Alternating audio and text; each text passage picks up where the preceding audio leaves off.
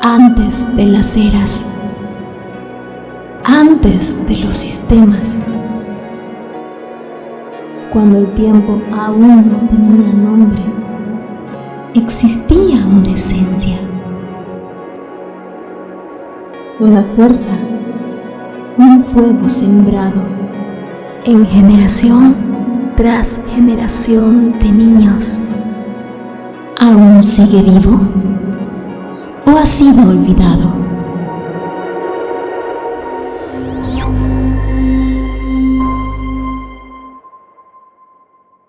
Hola a todos, estamos aquí junto a Hernán y Romina, estamos en Chile.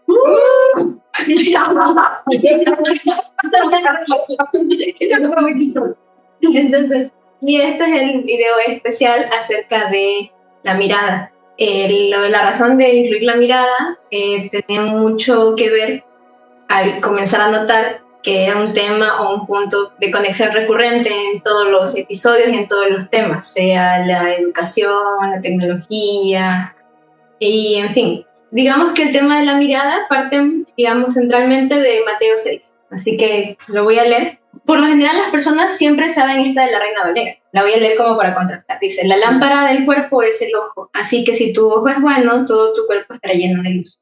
Pero si tu ojo es maligno, todo tu cuerpo estará en tinieblas. Así que si la luz que en ti hay es tinieblas, ¿cuántas no serán las mismas tinieblas? Y creo que este tema siempre se lo trató como muy ambiguo, así como generalizado, muy en sombra. Pero hay otras versiones que creo que ayudan a entender un poco el tema del ojo. Por ejemplo, aquí hay una versión que es la palabra de Dios para todos, en este mismo Mateo 6, 22 al 24, esta parte me llama la atención. Dice, la lámpara del cuerpo son los ojos. Y si miras a otro con ganas de ayudarles, todo tu cuerpo se llena de luz.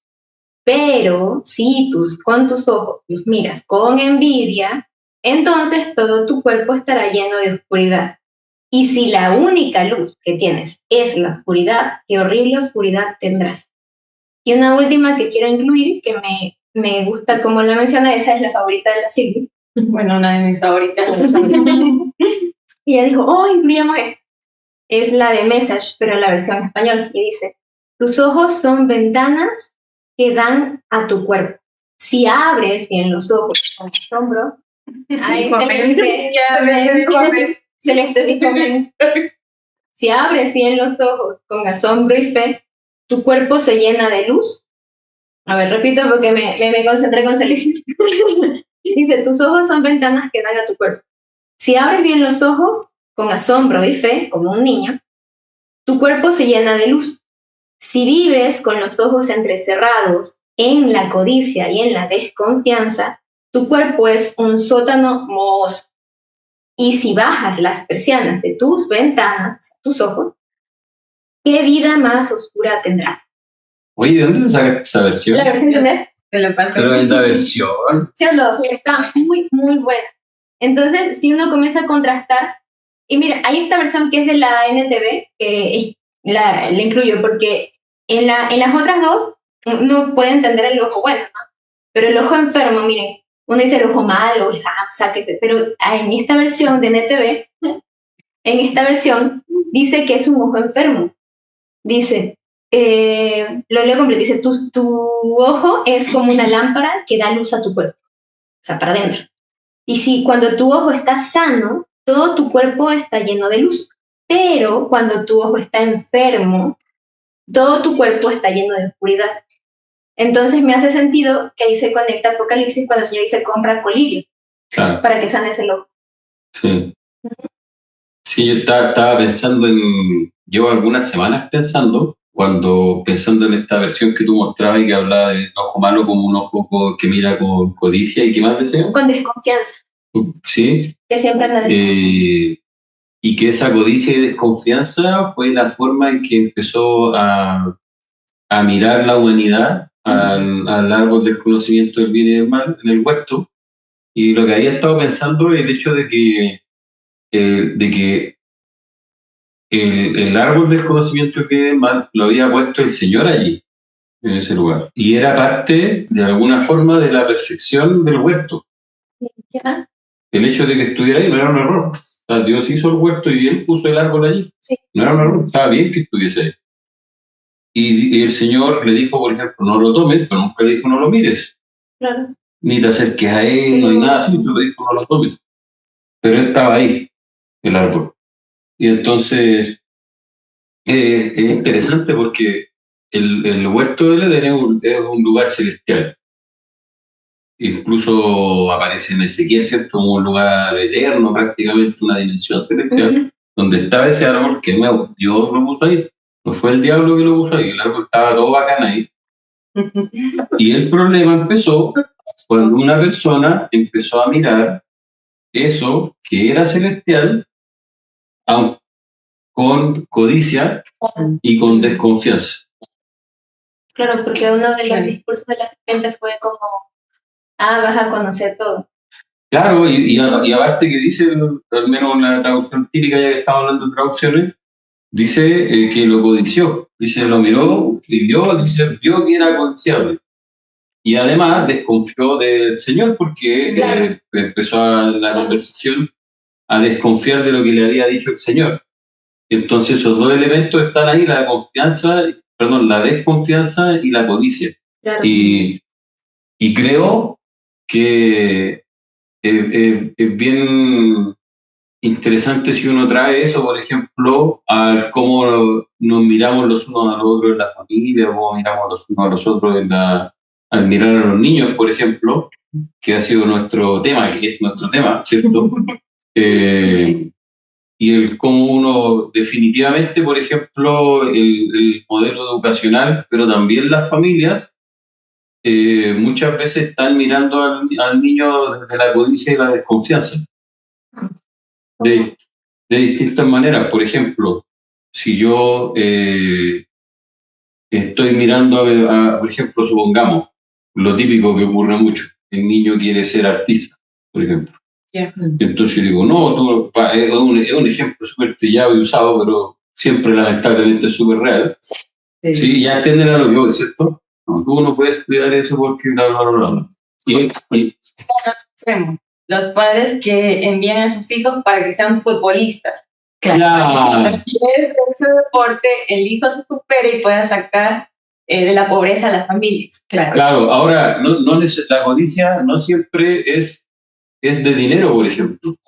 Que en el caso de la mujer, por ejemplo, su codicia no era de dinero, ni que iba a agrandar el puerto, ni nada así. Sino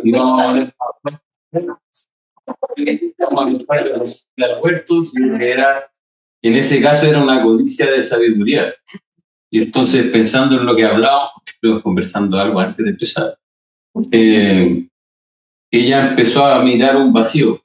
Claro, sí. Empezó a mirar un vacío y desde ese vacío generar una desconfianza y una necesidad que no quería llenar.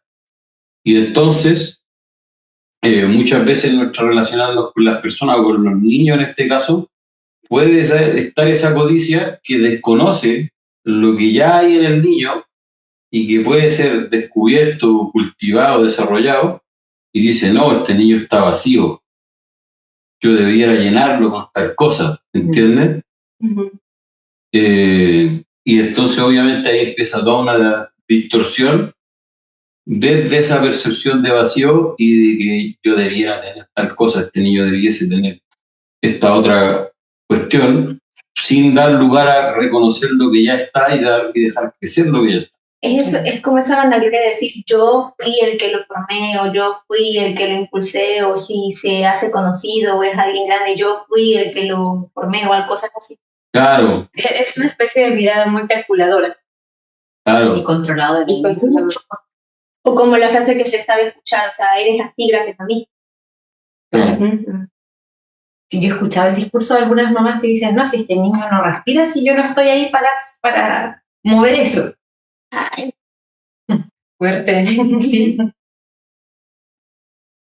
Entonces, es que en serio, llega un punto en que también el amor se trastoca, porque no se diferencia que es un amor sano y ya es un amor tóxico. Porque si yo vengo y hago inútil al hijo de mis entrañas, y le digo que él es un inútil porque no puede valerse sin mí. Es una condición compleja y algo triste. Hay muchas caras en que la mirada se distorsiona, vos, porque, por ejemplo, sí puede haber otra donde no se está mirando mal al niño, sino que se está, por ejemplo, afirmando todo el tiempo. Claro. Todo el tiempo, claro, Silvia, no solo eso, sino que Silvia como psicóloga, por ejemplo, ya, o sea, es cierto, tú sabes como psicóloga. Tienes que decir que sí. Se han estudiado como algunas formas de mirada, la mirada más amorosa, la mirada que establece un límite, una firmeza, una confianza, en donde el niño te observa y dice, no, ya, mi papá me está transmitiendo un mensaje con esta mirada. Y la mirada condenatoria o de juicio directamente. Entonces va completamente de la mano con lo que Hernán nos comparte ahora. Claro, y por ejemplo, se sabe que lamentablemente lo que tiende a ocurrir, un niño que es muy bueno en una cierta área, va a empezar a escuchar una y otra vez que él es súper inteligente, por ejemplo. Ya. Y eso, y ahí quería apuntar, que yo sé si Silvia sabe eso hace mal. Sí. Por lo general, ese niño después va a tener problemas con sus emociones cuando sea grande, con su autoimagen.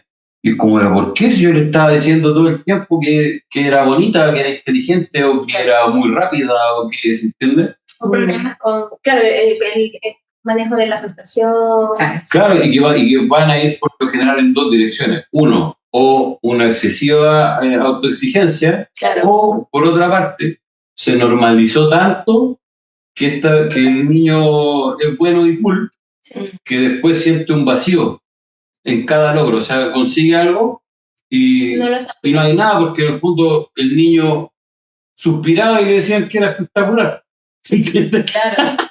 Entonces el elogio real, pues cuando sí consiguió algo de verdad, pierde valor. Sí. Y eso en medio del, como estamos hablando, en medio de las distintas formas de mirar. Y creo que se ve mucho la mirada distorsionada de la codicia, que también, como dice la escritura en otro lado, se vuelve como una imagen comedia idolátrica, ¿sí? Es como, oh, tú eres así, ¿cachai? Claro. Oh, tú eres así, una y otra vez, ¿entiendes? De hecho, hay un autor que dice que para que tú puedas desarrollar a un niño sano, tienes que dentro de ti como padre matar a ese niño ideal. Tienes que dentro de ti con esa mirada ideal que tú estás levantando acerca de ese hijo. Y es como un ídolo. Claro. Es súper necesario como papá o personas que están a cargo de niños lograr limpiar los ojos de la propia carencia, incluso de mi propia carencia de infancia o de mi propia imagen de infancia, también de mis necesidades de infancia, porque las proyecto en él. Es sumamente necesario limpiar nuestros ojos como papá de eso, y para no proyectar en el hijo lo que yo a lo mejor me faltó o lo que me sobró y proyectarlo en él. Incluso, por ejemplo, no sé, mamás o papás que eran muy inquietos cuando chicos, ven al niño inquieto, lo ven y dicen, oye, es igual a mí, es terrible. Y la verdad es que a lo mejor no es así. Claro. Pero me proyecté, me estoy mirando a mí mismo a través de mi hijo y estoy quizás diciendo cosas de él que no es así, o no, es súper concentrado, igual que yo, es espectacular en el colegio, para mí. No exactamente lo mismo. Y no lo está mirando él. Y no estoy mirándolo realmente a él. Claro. Y volvemos a tocar el punto de lo que hemos hablado en los podcasts anteriores. Vuelve a la mirada eterna, vuelve a reconectar con los ojos del Padre para que de esa manera tú puedas ver a ese hijo y en ese camino puedas instruirlo. Exacto. Hay una pregunta que a mí siempre me surge, que me la hago constantemente a mí, y también a veces la comparto con otros papás que a veces nos preguntan algunas cosas en mí, y yo pregunto, ¿qué es lo que dice el padre de tu hijo? ¿Cómo ve el padre a tu hijo? Y a veces me he encontrado con la sorpresa de que no sabemos. ¿Puedo preguntar un caso contrario? ¿Qué pasa cuando papás saben algo o el Señor les comienza a hablar algo del hijo y ellos como que se vuelcan de una manera desesperada a decir, tú no puedes hacer algo que el Señor no te ha dicho, recuerda que te dijo esto, y produce algo contrario también? Sí, quería mencionar, me acordaba de los versículos que estaba leyendo en distintas versiones, y había uno que decía, si tú te acercas a los demás con un deseo de ayudar, y eso era como una forma del ojo bueno, ¿sí? Y entonces creo que, por ejemplo, a ver, el diseño eterno de una semilla de durazno es el árbol de durazno. Pero si yo empiezo a tratar a la semilla de durazno como árbol de durazno, tengo un problema. La semilla nunca se va a hacer árbol de durazno. Que tiene Su diseño es el árbol de durazno, pero tiene que trabajo de la tierra, le tiene que dar el agua encima unos cuantos años, de repente tiene que romperse de partida, tiene que romper la tierra, después tiene que pelear contra la fuerza de gravedad unos cuantos años. Tiene que pasar unos años hasta que el árbol frutal del primer fruto. Tiene que enfermarse algunas veces con algunos bichitos para fortalecer su propio sistema inmune de planta, etcétera, y ir creciendo hasta que de repente haya árbol de durazno y el diseño salga. Y entonces pienso que a veces, creo que se entiende lo que digo, pero a veces, tanto con un niño como con nosotros mismos, la visión de la eternidad de alguien, si se contamina con un idealismo, al final entra a reemplazar al ídolo que decía Silvi, que algunos especialistas dicen, mira, para poder tratar bien con un niño tienes que romper el niño ideal que tiene en tu cabeza. Claramente, la visión de la eternidad puede transformarse en el niño ideal, ¿entiendes? Porque de hecho, cuando la serpiente vino a la mujer, lo que le empezó a decir fue, tú no eres el ideal que Dios te dijo, porque mira, Dios dijo que ustedes eran como Él y tú no te ves tan como Él, entonces, ¿entiendes? Claro, le metió la causa por ahí, le vendió esa parte o ese producto. Mira, con esto vas a lograr esto, que sí era su diseño, el diseño de esa persona era hacer la imagen de Dios en la tierra, toda la humanidad. Pero lo que él le dice, tú no eres como Dios, tú no eres el diseño, y yo te voy a vender cómo alcanzarlo. Entonces, pienso que en el caso de los niños y de cualquier persona, al final es ese corazón que tiene el vacío de sentir que no tiene algo, hace que algo que es del cielo se pueda corromper por entrar en una relación tóxica con eso. Claro, porque tampoco por el tema de forzarlo, es como, dando, acordarme la palabra, como no dar el permiso de fallar. Exacto, exacto, pero es que tú eres un árbol de durazno. Tú no puedes fallar. ¿Por qué no te pareces al diseño? O sea, eso uno lo ha vivido consigo mismo, lo ha vivido con otras personas. Pero ¿por qué no está haciendo lo que el Señor dijo? Espérate, tranquilo, que esta persona se siembre, que se muera bien muerta, que después salga. Dale unos 10 años. Y con los niños lo mismo. Se termina contaminando todo el diseño. Con un poco de control, de esa Claro. Y termina en el niño manifestando un rechazo hacia esa misma eternidad, esa misma voz que debería ser una voz que te pastoree de una manera creativa, dinámica, espontánea y no desde una regla, no desde una estructura o desde un requerimiento que hay que seguir por exigencia. Exacto. Yo creo que ahí el rol es como acompañar, no obligar a caminar por cierto lugar, sino que acompañar el camino del niño. Sí, por ejemplo, justo en Apocalipsis, ¿no? Para unir, que lo mencioné hace rato, que es en Apocalipsis 3:14, bueno, 14 al 22, pero la parte de cómo sanar o tratar esto lo menciona en medio de todo este párrafo. En el 18 dice, por eso te aconsejo que de mí compres oro refinado en el fuego para que seas realmente rico. Y de alguna manera esto pues nos hizo sentido, porque el Señor nos está hablando, miren, para avanzar esta profundidad hay que quitar la codicia del ojo. Y no así como te quitas la codicia del ojo. Se supone que la codicia es en el corazón o en la mente, pero ya no tienes que quitar la codicia del ojo. Y claro, y dice, compra oro refinado por fuego para que seas realmente rico y que de mí compres también ropa para vestirte y cubrirte pues, tu vergonzosa desnudez y una medicina para que pongas tus ojos y veas. Y esto lo pudimos ver muy conectado con esta capacidad de comenzar a dejar que el Señor, o sea, nos revisa, nos exponga la intención de cómo estamos viendo algo, desde dónde lo queremos hacer, es purificar la intención. Si yo cruzo, ¿para qué? ¿Para qué quiero cruzar? ¿Para qué quiero ver? ¿Qué voy a hacer después de que tenga eso? ¿Qué voy a ver si veo mucho más en el espíritu? ¿Qué voy a ver si conozco el diseño de alguien? ¿Qué voy a hacer si conozco lo que el Señor me tiene por delante? ¿Qué voy a hacer con eso? si no es ninguna intención buena, ¿para qué? Hasta uno mismo se destruye.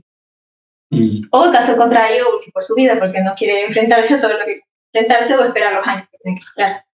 Mm. Y aún esta parte de Apocalipsis, Espíritu nos llevó a vincularla mucho con de la condición de los bozanos y los enfermos. Nos llevó como a verlo de que aún esta parte se la trataba así como muy lejana, muy poco práctica. No digo que sea la única, porque las escrituras son muy multidimensionales, pero me hace mucho sentido a sanar esta capacidad, por lo menos partiendo de cuál es mi intención detrás. ¿Por qué lo hago? ¿Por qué quiero saber esto? ¿Por qué quiero... ¿De dónde viene la intención? Como lo que ahorita decía. Sí, pienso que, o sea, dos cosas me escuchaste. Uno, que creo que pensando en este niño ideal que uno necesita romper, y que pienso que va a relacionarse con cualquier persona, uno necesita romper las personas ideales que uno tiene en la cabeza. Pero yendo a los niños, creo que ese pasaje que nos lee Andrea ahí en Apocalipsis habla exactamente de lo mismo. O sea, a Jesús le está diciendo a esa comunidad: ustedes tienen una idea de cómo son las cosas, tienen una visión de sí mismos, cosas que piensan que son valiosas, y ustedes creen que están llenos de esas cosas que son valiosas, pero no es cierto. Claro. No es cierto. Y entonces pienso que ese momento de asumir, primero que nada, que es lo que está buscando Jesús, o sea, ustedes asuman que lo saben y que no están bien. ¿Sabes qué fuerte eso que dices? Porque nunca mencioné a que iglesia era, es la Odisea. Y leo la parte antes del 18, dice. Esto dice: el amén, el testigo fiel y el verdadero, el origen de todo lo que Dios creó. Yo sé todo lo que haces. Sé que no eres ni frío ni caliente. Ojalá fueras frío o caliente, pero como eres tibio y no frío ni caliente, te vomitaré de mi boca. Pues tú dices que eres rico, pero te ha ido muy bien y no te hace falta nada, y no te das cuenta que eres desdichado, miserable, pobre, ciego y desnudo. Físicamente, o aún su condición, por lo que ha logrado, piensa que lo tiene todo. O porque aparentemente todo está resultando. Claro, pero también igual, por ejemplo, está súper presente dentro de esa crítica la evaluación de la situación por las condiciones materiales. Y obviamente, hablando de familia, hablando de niños, probablemente la gran herramienta que muchas veces los papás terminamos usando para llenar la desnudez son cosas materiales de distinto tipo, puede ser, o cosas físicas. Alguien puede dar cosas, o otra persona puede proveer experiencias, por ejemplo, ir al cine, no sé, cualquier cosa, pero que buscan vestir algo que está desnudo. Populares, y que tenga todos los conocimientos, y que sea alguien que sepa todo para que no sé, tenga lo necesario para defenderse cuando se la... Claro, y entonces Jesús, por ejemplo, se está presentando ahí diciendo: yo soy el testigo fiel. Y quiere decir por ahí en parte así como: mira, yo quiero ver en realidad. Y entonces, por ejemplo, cuando Silvia antes hablaba de nuevo, de esta ruptura del niño ideal o de la persona ideal que uno tiene, pensaba en claro, está toda la visión eterna de la persona, la visión espiritual de la persona, pero pensaba en esta necesidad de, como dice por ahí en un lugar, mira, si ves a alguien llorando, no dice: anda y susurra al oído quién es el de la eternidad, porque así va a estar muy bien. No dice eso, sino que claro, dice: anda y siéntate al lado de él y ponete a llorar con él. Que es súper extraño, porque uno con el pensamiento exitista y todo querría soltarle una súper profecía y pensar que la persona mágicamente va a salir de donde está. O por otra parte, en una versión no negativa, dice: si ve a alguien que está súper contento riéndose, anda y siéntate al lado de él y ponete a reír. Y creo que esa es una base de aceptar la condición de la persona o la condición del niño, que es algo que los papás, por ejemplo, muchas veces hacemos. No queremos aceptar la condición del niño, queremos verlo como nosotros querríamos verlo, y eso puede ser bueno o malo, depende de lo que a nosotros nos parece cool. A lo mejor a nosotros nos parece cool ver que el niño es indisciplinado, que es malo, qué sé yo, porque así nos crean a nosotros. La visión normal es un papá que le está diciendo a su hijo todo el rato que no se sabe portar bien. Claro. O al revés, no quiero decirle nada malo al niño porque el niño se puede ir, lo que sea. Y por eso no lo corrí. Claro, pero el asunto es que no quiero aceptar la condición en que está el niño, en que está la niña o en que está mi familia. Y entonces la invitación que hace el escritor ahí es: ve a la persona como está y siéntate al lado de esa persona y comparte un rato su condición. Porque muy en el fondo tú como adulto estarías dividido y fragmentado de esa atención en la cual tú entiendes y sabes que ese niño tiene etapas y fases de desarrollo en su evolución como un niño, luego como un juvenil, como un adulto y en cada uno de sus procesos de crecimiento. Y algo que se ha olvidado, se ha dejado de lado, es que aún en la risa, lo que tú hablas, Hernán, es sentarse a reír y compartir un chiste, una broma, una carcajada, hay eternidad de Dios ahí. Claro. En un abrazo hay eternidad de Dios. En un ven, te ayudo a levantar, hay eternidad de Dios. En él, comámonos un pastel, un chocolate, un helado, hay eternidad de Dios ahí, un completo. Claro, como por ejemplo, es un completo, ya estamos en Chile, pero como dice el verso, por ejemplo, Dios hizo todo hermoso en su tiempo y después, justo después de eso, dice: hay tiempo, voy a parafrasear, pero dice: hay tiempo para morir y para vivir, hay tiempo para llorar y para reírse, hay tiempo para estar destruido y hay tiempo para estar creciendo. Claro. Y entonces, claro, uno tiende a asociar a lo que es de Dios o a lo que es celestial a cosas placenteras, que se ven bonitas o que se sienten bien, ¿sí? Y Claro, incluso dejan de lado que alguien pueda tener su momento de estar enojado y quiere estar solo. Y es válido. exacto. Es válido. O de estar frustrado, por ejemplo. Y probablemente de esa frustración surja una respuesta. Pero no quiere decir que el padre sigue distante, porque el amor del padre no puede llegar a mostrarse en cualquiera de esas etapas, su padre. Y entonces, por ejemplo, yo le hago mucho daño a un niño si yo le enseño que está mal estar enojado. Claro. Porque cuando sea grande, él va a necesitar enojarse, y si cada vez que se enoja con alguien, ¿y por qué alguien necesitaría enojarse? Porque la gente que está alrededor a veces hace cosas que no están bien, y está bien que yo me enoje.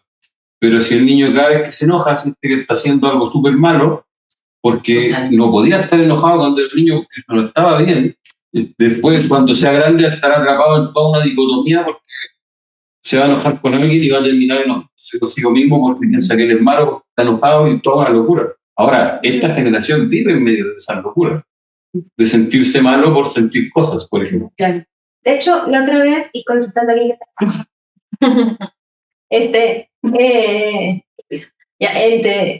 la otra vez estaba leyendo que decía que la depresión, muchas veces se llega a la depresión por causa de un enojo que no se exterioriza. Es como que me enojo y en vez de sacarlo, es gestionado de buena manera.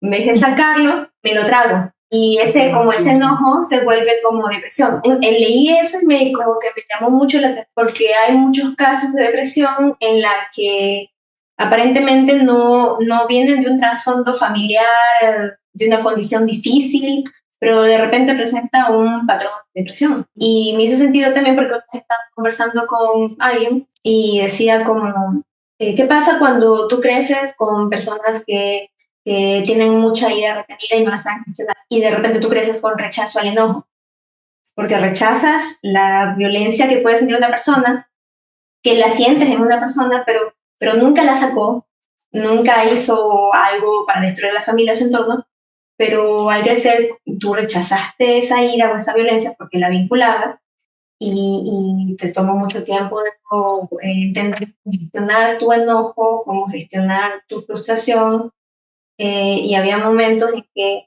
era más fácil la situación como de apatía. Sí.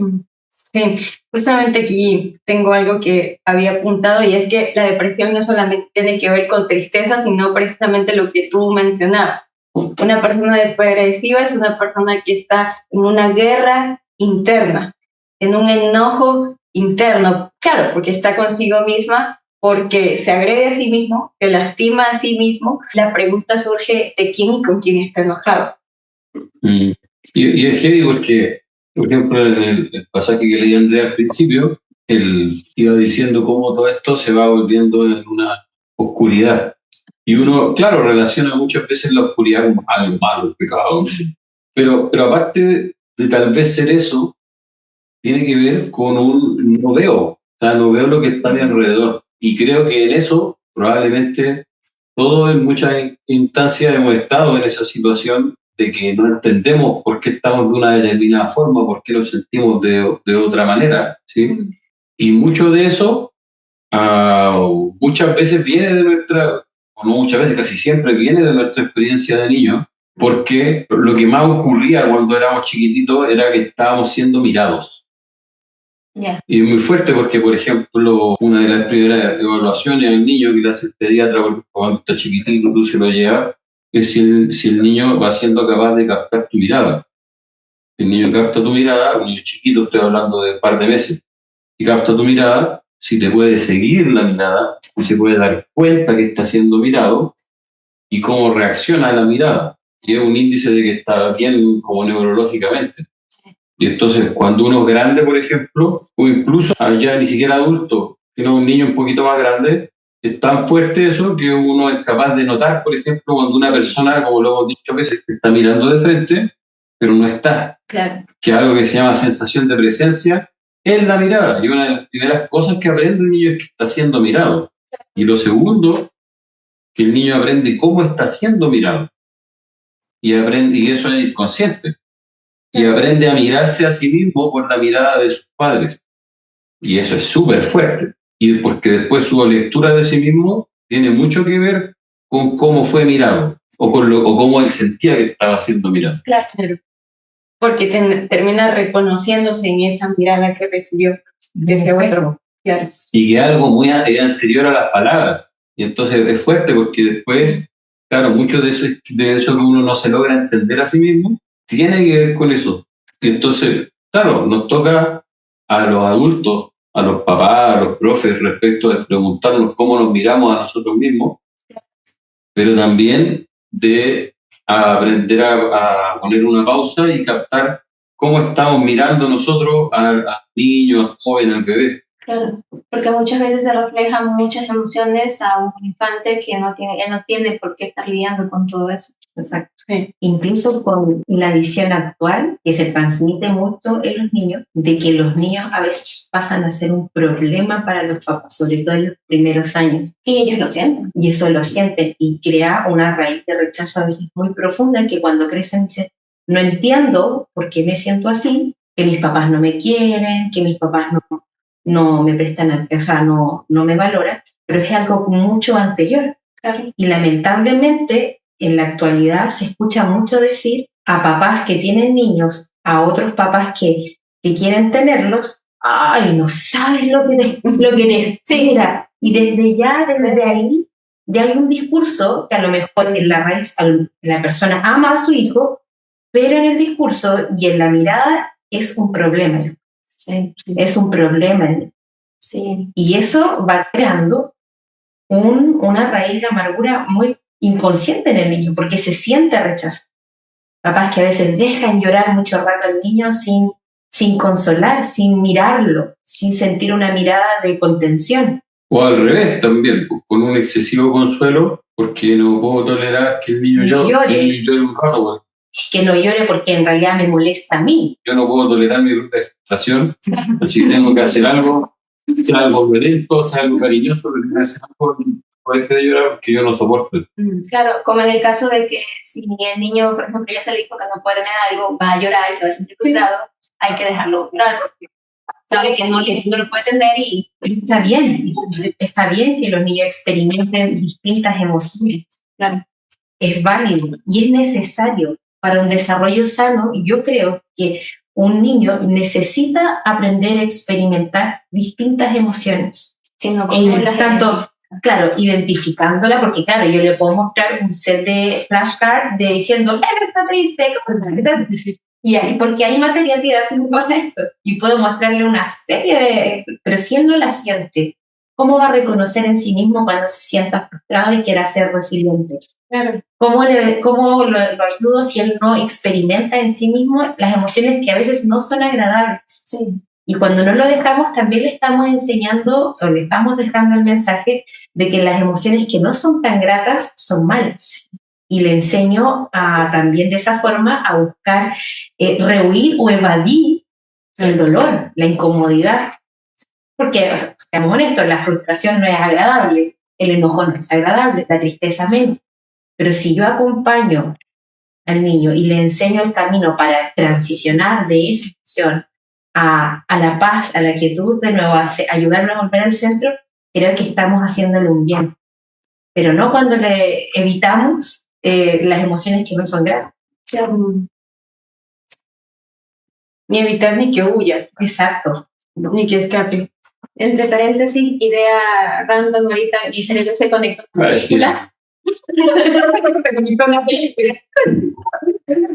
Es que cuando estabas hablando de las flashcards, el dato paralelo, va a sonar chistoso, pero es muy en serio.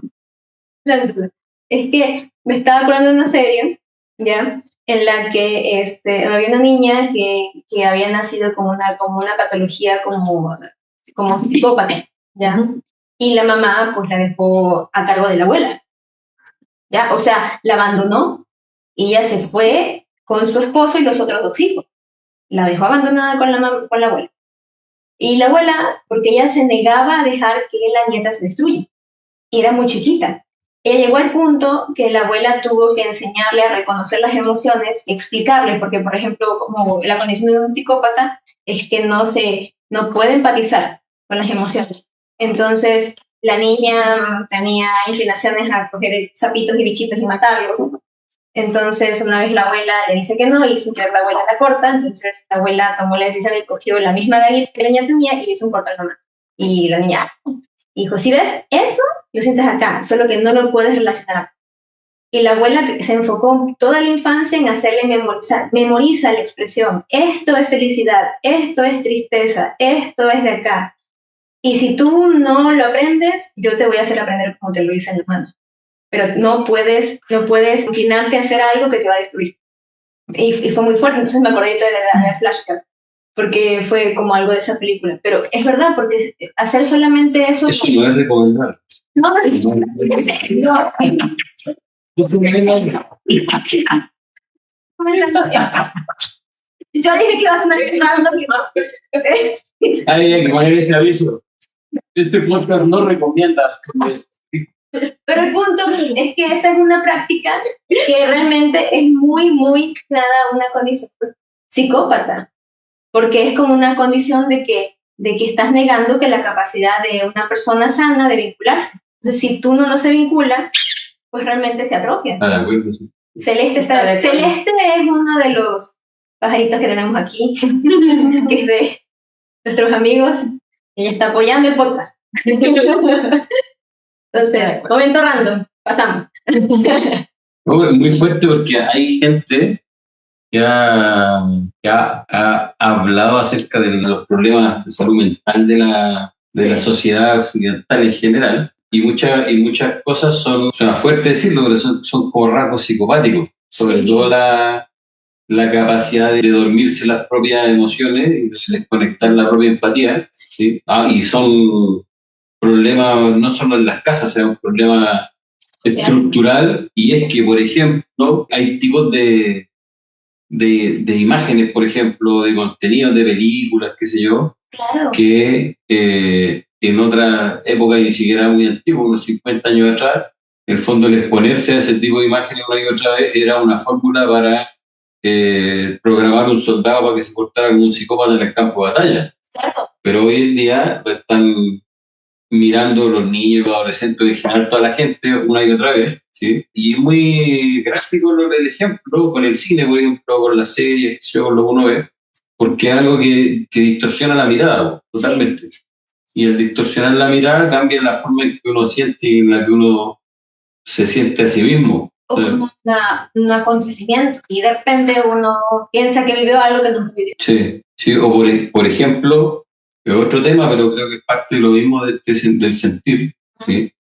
Hay toda como una conversación hoy en día en torno al uso de analgésicos, porque el analgésico, cualquier analgésico no te mejora de nada. Lo que hace el analgésico es bloquear tu capacidad de sentir lo que te está pasando, sea dolor de estómago, sea una fractura, sea un dolor de cabeza, pero no soluciona el problema, solo parche. El rollo es que los analgésicos tienen afectaciones psicológicas también. No solo bloquean la capacidad de sentir cosas físicas, sino que empiezan a bloquear tu capacidad de sentir en general. Como las terminaciones nerviosas, conexiones personales. Claro, entonces hay experimentos que muestran, por ejemplo, que una persona de casi manera automática disminuye su empatía social después de consumir un analgésico. El índice de disminución es muy chiquitito cuando es un analgésico. Ahora, cuando la persona habitúa ante cualquier malestar tomar un analgésico, la persona va disminuyendo su capacidad de conectar con lo que las otras personas sienten. Claro. Y es muy fuerte porque ahí sí uno se va a encontrar montones de familias, y discúlpenos los amigos que lo estén escuchando, que no soportan ver a su niño experimentando algún malestar, y el paracetamol o el analgésico que tomen en su país sale disparado de inmediato, ¿sí? Y probablemente ese niño, el principal problema, antes de incluso sentir a los demás, después no se va a autopercibir a sí mismo. Y va a experimentar el no entenderse por qué me siento así, qué me está pasando, qué sé yo. No es la gran explicación de todo, pero es una lista súper importante a considerar, porque va distorsionando nuestra percepción de nosotros mismos, nuestra capacidad de tratar con el dolor, y no solo el dolor físico, sino con el dolor psicológico, que nos puede causar no tener algo que queremos, que una persona con la que queremos hablar no nos preste atención, claro, que algo que queríamos aprender no lo logremos entender, en fin, cualquier cosa que queramos conseguir y no podamos conseguirlo. Y ahí el ojo codicioso entra totalmente. Claro. El que yo no puedo soportar no tener algo que yo quería tener. Claro. Ese que yo quería tener puede ser cualquier cosa, desde algo material hasta la atención de alguien, puede ser por lo que sea. Sí. Hay un desglose, por ejemplo, que al comenzar a revisar estos términos, de cuando hablaban en la versión de Message, que las que les gustó, esta que decía, si vives con los ojos entrecerrados, en la codicia y la desconfianza, tu cuerpo es un sótano mohoso. Oh. Sí, esa fue.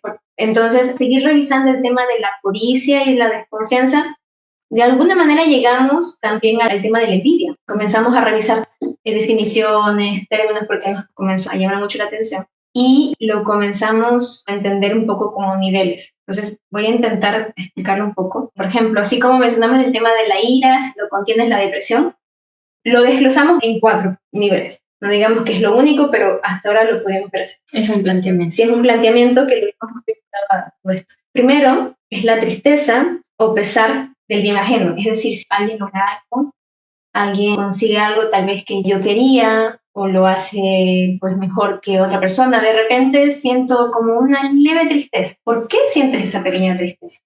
Y es como un nivel de envidia, muy bajo pero pequeño. Como el nivel 2, emulación o deseo de algo que no se posee. Es decir, cuando yo le veo a alguien conseguir algo, en vez de decir, ay, qué bueno, es como que yo también quiero algo. O típico, salen en grupo a comprar zapatos y, ay, a mí también me gustaron. Ya, yo también los quiero. Ay, habrá en mi talla algo así. Pero te voy a dar un ejemplo muy vago. Ya. Tercer nivel es como... Hay una tienda cerca de mi casa, etc. Ya la voy a conseguir.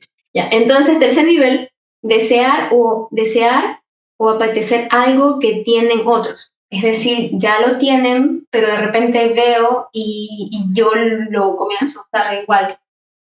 Obvio que, por ejemplo, en el caso de niños o en una situación muy inocente, hay una etapa en la que cuando hay admiración se imita, pero hay una línea muy fina entre entre imitar y de repente comenzar a... Porque admira y comenzar a imitar porque desea tener o ser exactamente igual que otra persona. Entonces, si es como un tercer nivel, lo planteamos. Y el cuarto nivel, hay o sea, mejor termina la idea. Sí. Por eso digo, es un planteamiento porque comenzamos a discutir. Solo es un planteamiento. Ya. Y el cuarto punto, más que simplemente desear lo que otro tiene, por se comienza a formar como un anhelo ya egoísta o destructivo, o sea, ya entra esta parte del bullying. ¿Ya? Que busca menospreciar los logros de alguien más y posesiones de los demás, desagrado de la felicidad del otro, ya entra el bullying y ya de solamente como hacerle brumas destructivas a la agresión porque no puedo ver feliz a la otra persona. Entonces, y claro, lo vimos, por ejemplo, como parte, como lo menciona en la Biblia, que es esta obra de la carne, que es corromper el corazón humano. Como llegar a este punto de... ¿Cierto? Sí, entonces de corromper el corazón humano y sí, es feo.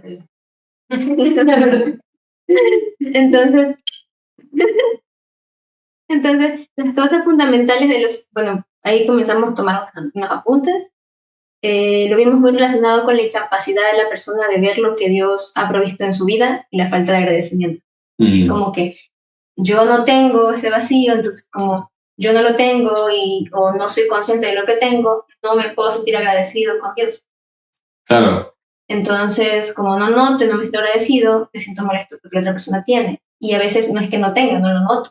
Sí, y creo que muchas veces, por ejemplo, algo que se traslada a otras cosas, lo que tú estás hablando es como una radiografía de muchas formas culturales que trascienden los países y la edad, ¿sí? Probablemente algunos de nosotros de pronto hemos sentido algunas de las cosas que están ahí. A mí me ha ocurrido, por ejemplo, siendo honesto. Pero, iba a hacer una broma, pero no, iba a hacer una broma de su cara. Me acabo de autoeditar. Pero pensaba, por ejemplo, cómo el sistema escolar, por ejemplo, tradicional, está diseñado para plantear un modelo que se sabe que estadísticamente va a producir... que estadísticamente va a decirle a la gran mayoría de sus niños que ellos no tienen lo que tienen que tener. Porque está orientado a un tipo de persona que en realidad es un porcentaje mínimo de la población. Claro. Y que eso se sabe, o sea, es un tipo de persona muy mínimo y que esa persona es la que hay que ser. Claro. Y entonces el otro 80% del grado no calza. A unos les falta más, a otros les falta menos, pero en el fondo a todos les falta. Todos no tienen lo que tendrían que tener y todos deberían ser como ese niño que está ahí adelante. O todos deberían, a lo mejor, incluso a lo mejor en un caso malo, en todo este grado, en todo este curso, no hay nadie que calce con el modelo, deberían ser como el curso de al lado. Y eso se da en conversación de sala típica y los profesores lo hablan. Los profesores lo hablan, ay, si todos fueran Nicolás Martínez, entonces no sería diferente. Pero los otros 45, los otros 39 niños no son Nicolás Martínez, deberían ser Nicolás Martínez. Y entonces, claro, porque es una dialéctica que genera el espacio interior, en el fondo, para que se sienta todas las capas de lo que tú estás hablando. Claro. Desde el niño que se siente triste porque él no es como Nicolás Martínez, hasta el cuarto nivel que decías tú, del niño que de pronto le hace bullying a Nicolás Martínez y lo quiere golpear a Nicolás Martínez. Y lo lleva. Y es súper real. O sea, no está ahora, cuando uno es adulto, eso toma otra forma, más políticamente correcta, más aceptable. Pero es la misma cosa, la misma dinámica, que es, como decías tú, una corrupción de la mirada. ¿Sí? O sea, en el punto de que es tan parte del género humano que, otra vez volviendo a la conversa del huerto, de lo que le empieza a hablar la serpiente es que le empieza a decir que tenga envidia de Dios, básicamente. Claro. Mira, Dios es súper cool, es súper bacán, y Él no quiere que tú seas como Él. Y te falta, tú no eres como Él, yo te voy a mostrar cómo tú puedes serlo, porque claramente la codicia y la envidia, que son las dos cosas que tú nombrabas al principio, van de la mano siempre, y creo que es muy notorio como es algo que, volviendo al hilo de nuestra conversa, bueno, no hemos salido de ahí, que corrompe la forma de ver. Y que definitivamente afecta a los niños, y afectando a los niños afecta a todos. De hecho, en ese sentido, por ejemplo, cuando comenzaba a mencionar el tema de la mirada, y me acordé de Pablo cuando decía: yo oro para que los ojos de su entendimiento sea abiertos, pero también lo mencionaba mucho con el tema del corazón. Entonces, el tema de que cuando el Señor te dice, trata tu ojo para que esto tal vez no llegue hasta el corazón, Claro. y no lo pude. O sea, es como, no llegue a enraizar esa profundidad. Y eso es súper fuerte porque, como dice, era heavy el versículo, decía, tu cuerpo se va a transformar, como decían. Si vives con los ojos entrecerrados, en la codicia y la desconfianza, sí, tu cuerpo es como un sótano mohoso. Y el asunto es que hoy día la medicina más actual diría, eso es totalmente cierto. Si tú vives pensando que te faltan cosas y desconfiando de todo tu entorno, tu cuerpo entra en un estado de muerte. Claro. Y se va a transformar en un sótano mohoso, al punto de que incluso es que muy gráfica la versión, porque lo que más se te va a descontrolar en el cuerpo, por ejemplo, producto de vivir pensando así, van a ser las bacterias en tu intestino, vas a tener un problema bacteriano, como tal cual del tipo de problema que está hablando, y si tu cuerpo se te va a llenar de moho. Claro. Es feísimo lo que dices. Pero en mucho de lo que pasa, por vivir con una mentalidad o una mirada de me falta todo esto, o nadie que está a mi alrededor es confiable, tengo que estar mirando y vigilando a todo el mundo. Añadimos una parte de Filipenses 4, del 11 al 13, dice. No puedo leer. Sí, dilo. No digo esto porque necesite ayuda, pues he aprendido a adaptarme a cualquier situación. Yo sé cómo vivir en pobreza o en abundancia. Conozco el secreto de estar feliz en todos los momentos y circunstancias, pasando hambre o estando satisfecho, teniendo mucho o teniendo poco. Puedo enfrentar cualquier situación porque Cristo me da el poder para hacerlo. Y eso lo vinculamos mucho con esta capacidad de ser consciente de lo que el Señor ha provisto. Y tal vez si no logras ser consciente, por lo menos iniciar con Padre, estoy agradecido porque tengo una vida. Para partir. Para partir. Abrí los ojos. Para partir. Entonces, ir a la carta de Pablo a los Filipenses. Yo creo que lo que acaban de leer tiene mucho que ver con lo que conversábamos delante de hay tiempo para todo y de que es necesario aprender a adaptarnos a todas las situaciones, Sí. a todas las emociones que nos generan las distintas circunstancias en las que tiene mucho que ver cómo yo veo cada circunstancia por la que vivo. Me quedé, un niño pequeño se quedó sin el juguete que quería. Bueno, tiene que adaptarse a vivir en ese momento y en esa situación. Claro. Tiene que aprender cómo vivir. El amigo tiene el juguete que también él quiere. Bueno, él tiene que aprender a cómo lidiar con ese sentimiento, con esa situación. Claro. Que es parte igual de que cada persona comienza a desarrollar lo que es, no evitando, no creando una conciencia evitativa de las cosas, Claro. sino que entender de que todo me sirve, todo me ayuda bien, Claro. todo me está formando para que yo me desarrolle y crezca como lo que el Padre dice que yo debo ser. Estoy caminando, estoy transicionando hacia eso. Claro. Y cada cosa que digo es como partes que se me van fortaleciendo, que quizás voy quitando, voy estirándome, extendiéndome, pero quizás en otras retrayendo. Y es súper necesario. Todo necesito aprender en algún momento ser igual que Pablo, decir, todo me he aprendido a adaptar cuando tengo mucho, cuando no tengo nada, cuando estoy súper feliz, cuando estoy, pero no me quiero ni levantar. Que a todos nos ha pasado quizás en algún momento. Creo que si limpiamos nuestros ojos y ayudamos a los niños de forma correcta a vivir de esa forma, creo que va a ser mucho más beneficioso para la siguiente generación. Sí. Creo, como mi aporte final, que pensando en lo que decía Romy, y me gustó mucho porque adaptarse no es conformarse. Claro. Entonces, por ejemplo, la semilla que se adapta a la tierra no es que se conformó a la tierra, su forma de adaptarse a la tierra, en ese caso, es empezar, vale, estoy aquí en la tierra, me tengo que quedar aquí, sí, pero es empezar a pelear contra la presión que está alrededor y hacer salir lo que está dentro de ella, y se está adaptando a su situación, pero no quiere decir que se está conformando a su situación. Es muy interesante la comparación que mencionas. El tema de la semilla llega a un punto, todos los que siembran, llega un punto así como muy crucial cuando tú pones la semillita en la tierra y claro, tiene que brotar. Hay semillas que llegan a podrirse, aunque tengan el mismo tiempo, tengan la misma cantidad de agua, tengan, por ejemplo, el mismo semillero, estén una al lado de otra, y puede ver que una brote y la otra, con la misma cantidad de agua, sol, sombra, todo, se pudre. Me acordaba de eso, como el tema de pudrirse, de no sacar o desarrollar, sean emociones Cosas negativas, pues. negativas. Claro, que Sí, y pensar esto, de nuevo, algo no recomendable,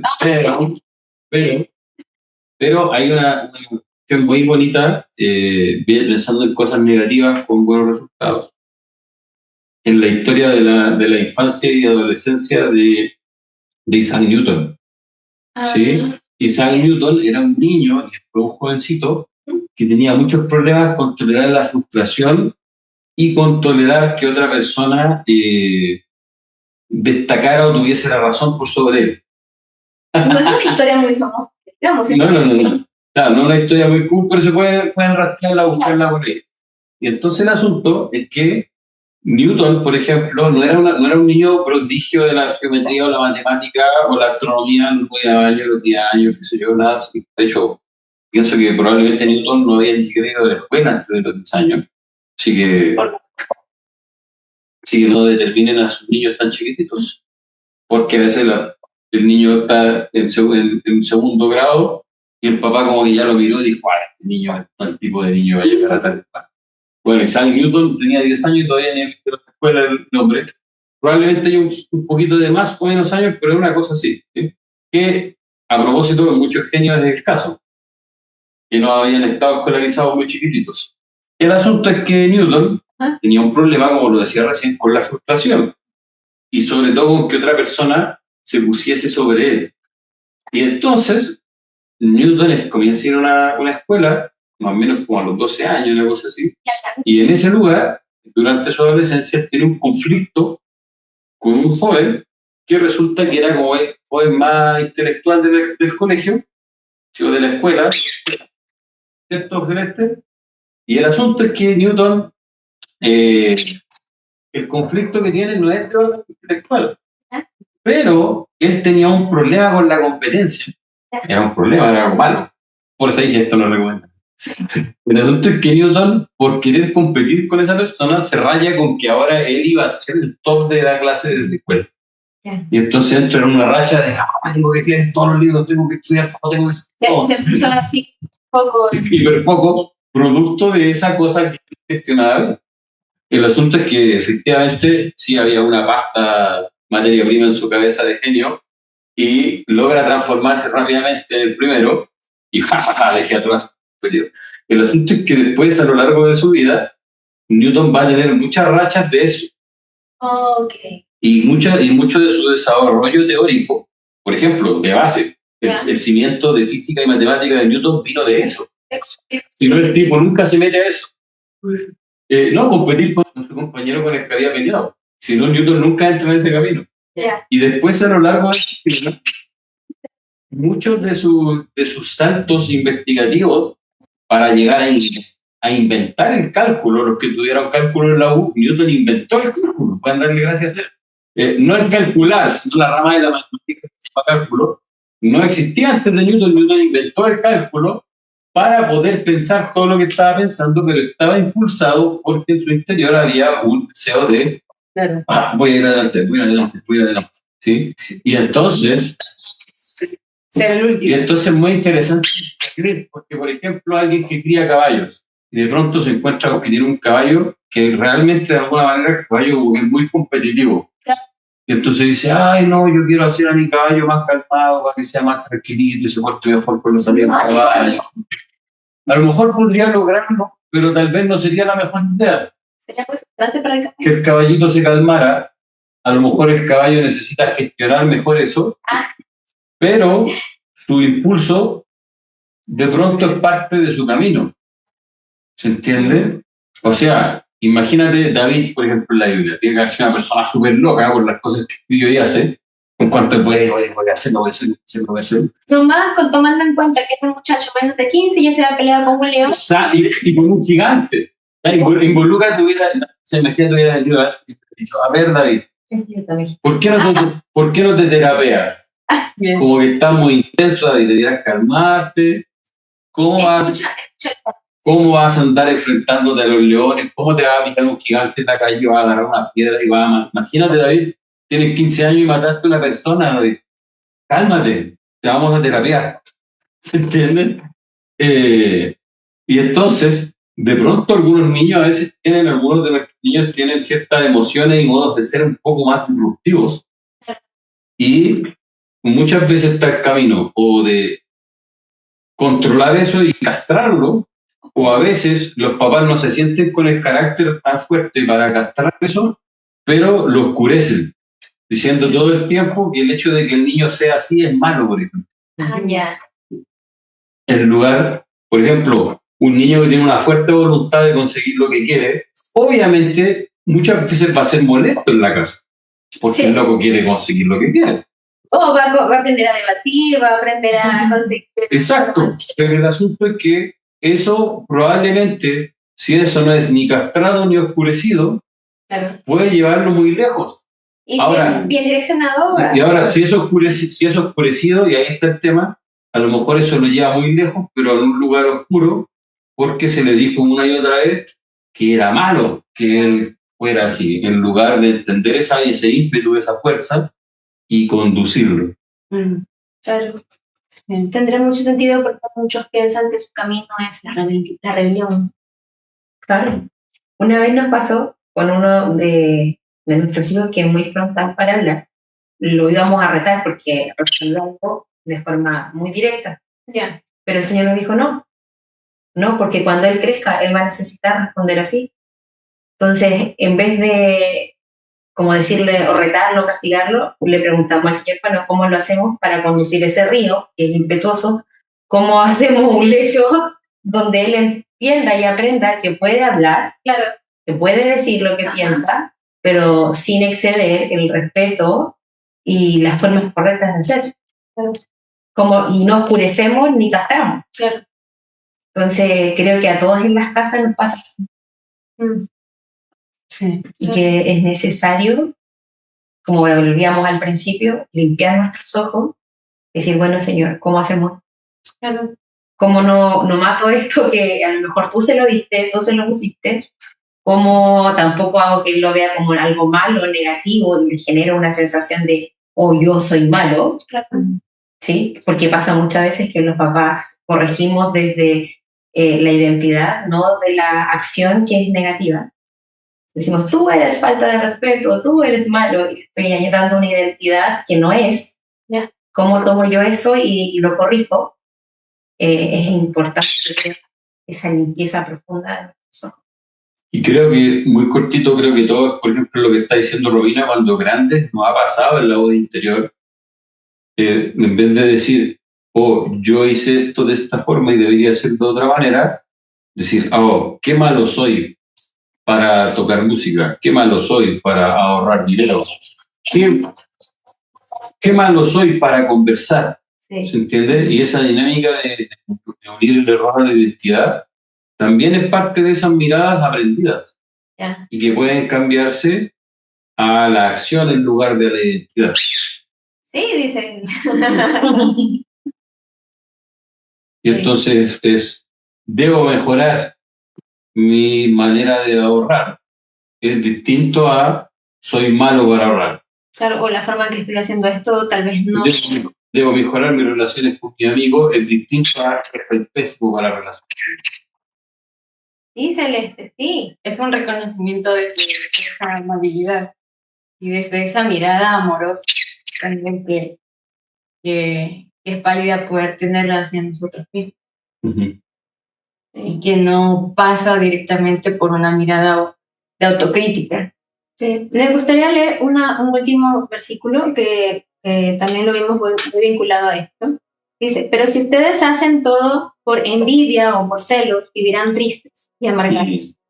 No tendrán nada de qué sentirse orgullosos y fallarán a la verdad. Porque esa sabiduría no viene de Dios, sino que es de este mundo y del demonio, y produce celos, peleas, problemas y todo tipo de maldad.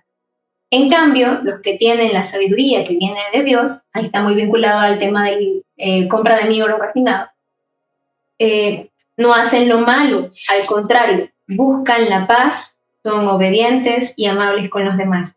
Se compadecen de los que sufren y siempre hacen lo bueno.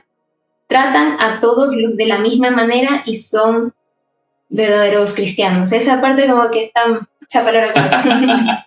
Pero voy a leer la parte que dice, si la otra versión dice, dice, pero si ustedes dejan que la envidia amargue el corazón, si la dejan que amargue el corazón, hacen las cosas por rivalidad, entonces no tienen de qué enorgullecerse y están faltando a la verdad, porque esa sabiduría no viene de Dios, sino de la sabiduría de este mundo, de la mente humana y del diablo. Donde hay envidia y rivalidad, hay también desorden y toda clase de maldad, pero los que tienen la sabiduría que viene de Dios llevan ante todo una vida pura y además son pacíficos, bondadosos y dóciles. Son también compasivos, igualito que tú. Son también compasivos, imparciales y sinceros y hacen el bien. Entonces, en esta parte de aquí, cuando dice, pero todos los que vienen de la sabiduría de Dios, una la vinculamos mucho con esta parte de Apocalipsis que dice de compra de mi oro refinado, y también me sonó mucho al de los frutos del Espíritu, los mansos, incluso las bienaventuranzas. Sí. Los mansos, los humildes, los misericordiosos. Los misericordiosos reciben misericordia, los mansos, los pacificadores. Entonces, eso era como... Yo creo que todos estos son como códigos de vida que el Padre ha dado, pero que a la vez estos códigos de vida, como lo hablaba Verdad, no anula esa parte interactiva e interna que está dentro de nosotros, que puede ser canalizada de una manera correcta o impetuosa, pero que se puede ir encauzando en el camino.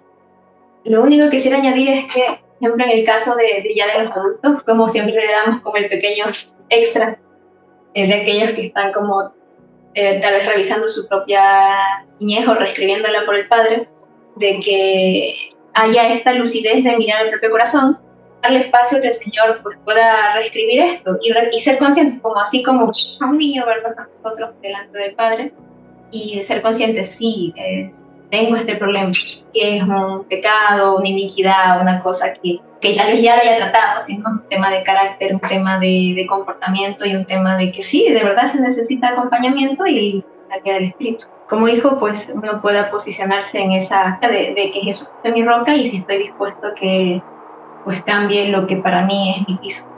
Sí. Entonces, este es el episodio especial, es aquí. Todos juntos, los repartidos. Pues nos vemos en un siguiente podcast y estaremos compartiendo o comentando un poco más acerca de esta idea de armar comunidad, de pasar más información de todo lo que viene a continuación de la Fuerza de la Infancia. Quédense atentos. Así que nos vemos. Chao. Abrazos. Gracias.